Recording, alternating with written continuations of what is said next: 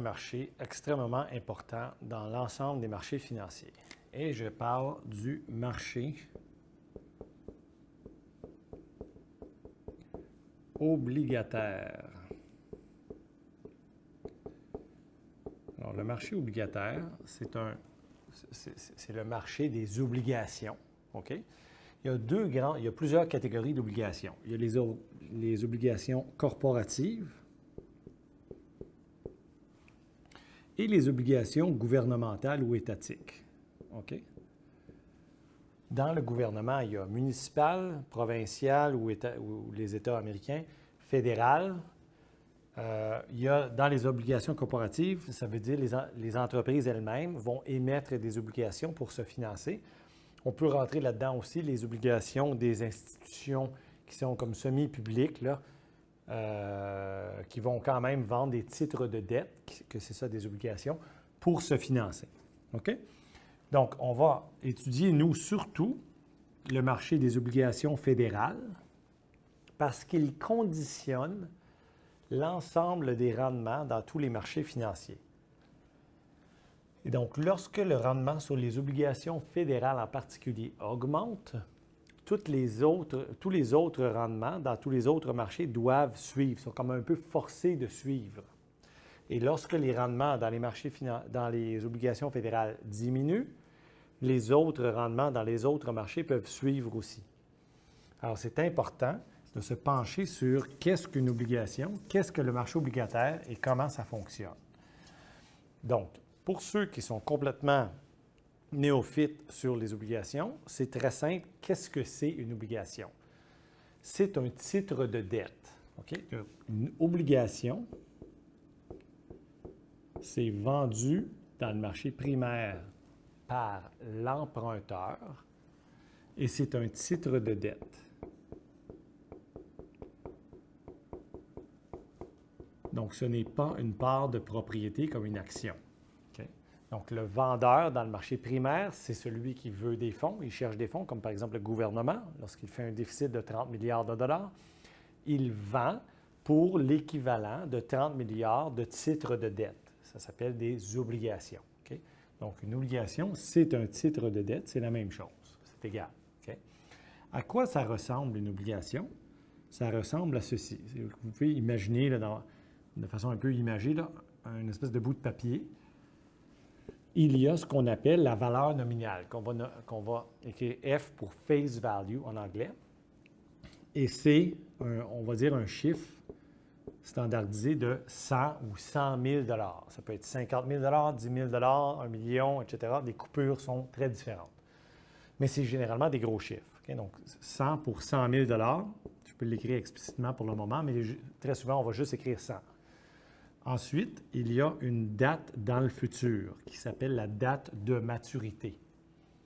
Et finalement, il y a parfois, ce n'est pas toujours le cas, mais parfois des coupons qui sont souvent exprimés en pourcentage de F. Donc, exemple, je ne sais pas moi, 5 % de F. Donc, 5 000 par année. Ça sera un exemple. Donc, 5 000 par année seront payés aux détenteurs de ça par l'émetteur initial. Donc, récapitulons. Ce machin-là, qu'est-ce qu'il veut dire exactement? Celui qui détient ça dans ses poches, il va recevoir ce montant-là à cette date-là dans le futur. Okay, déjà. Donc, ça peut être dans 10 ans, dans 1 an, dans 3 mois. Ça n'a pas d'importance pour le moment. Donc, il va recevoir ce montant-là dans le futur et il va recevoir ce montant-ci, on va dire par année. Bon, là, les détails opérationnels sont moins importants, ce n'est pas le focus de ce cours-ci. Donc, 2 paiements ou 1 par année, tout ça. Là. Donc, ce n'est pas important. Il va recevoir, disons, dans ce cas-ci, mon exemple, 5 % de 100 000, ça serait 5 000 par année jusqu'à la date de maturité. OK? Et donc, cette personne-ci, supposons que c'est 5 ans. Donc, dans 5 ans, dans exactement 5 ans, supposons que c'est ça. Là.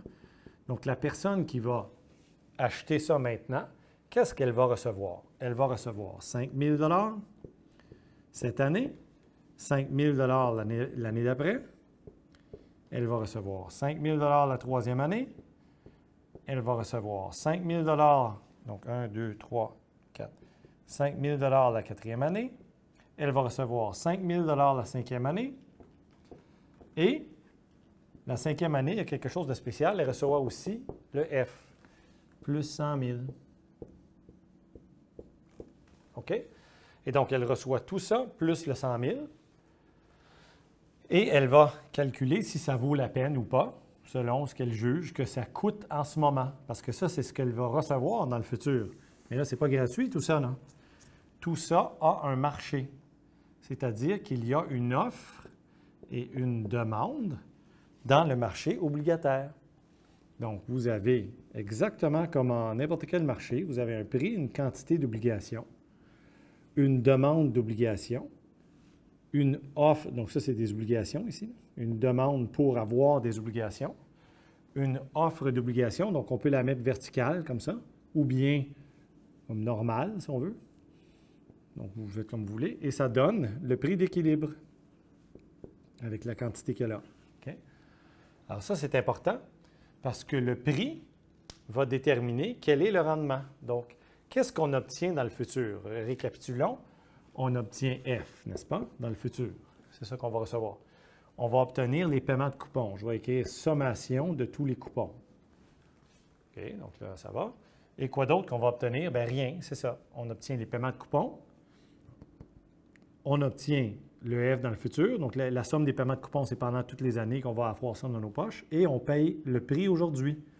Et généralement, pour l'exprimer en proportion du prix payé, on divise par P. Donc, remarquez que le rendement sur l'obligation, bien, c'est ça. Donc, il y a un moins ici. Donc, si P augmente, tout ceci diminue. Et il est au dénominateur ici. Donc, si P augmente, tout ceci diminue. C'est comme on savait déjà, lorsque le prix des obligations, bien, des actifs en général, augmente, les rendements diminuent. C'est normal. Si on paye plus cher quelque chose, bien, ce n'est pas bon, n'est-ce pas? Et donc, ça, c'est le rendement espéré. C'est avant d'avoir acheté. C'est avant d'avoir acheté. Okay?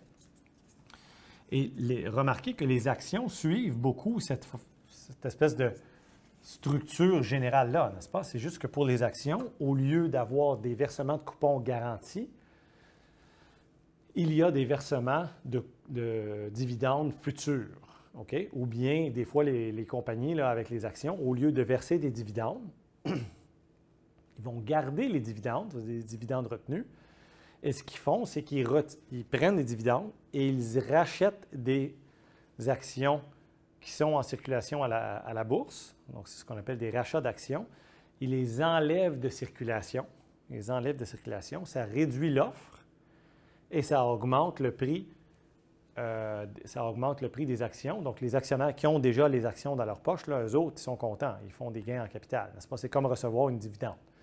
Donc, un dividende, verser un dividende ou faire des rachats d'actions qui augmentent le prix, ça fait un peu pareil. C'est deux façons de verser des dividendes, mais de façon différente. OK? Et donc, le marché obligataire, bien, il suit cette structure-là. Et le vendeur, il veut se financer. Et donc, il va déterminer, OK, le prix en ce moment, c'est de tant. J'ai besoin de tant de dollars de financement, donc je dois vendre tant d'obligations. Les maturités sont parfois très courtes, donc ça peut être 1 an, 6 mois, 3 mois. Donc 3 mois, c'est le plus court, là, généralement. Là, le classique plus court, c'est 3 mois. 6 mois, 1 an, 2 ans, 5 ans, 7 ans, 10 ans. C'est les maturités les plus classiques. L'obligation fédérale à 3 mois et l'obligation fédérale à 10 ans sont des espèces de références dans les marchés pour le court terme, pour le 3 mois, et pour le long terme, pour le 10 ans. OK? Et donc, qu'est-ce qui arrive dans les marchés financiers lorsqu'il y a des fluctuations de demande ou d'offres dans le marché obligataire?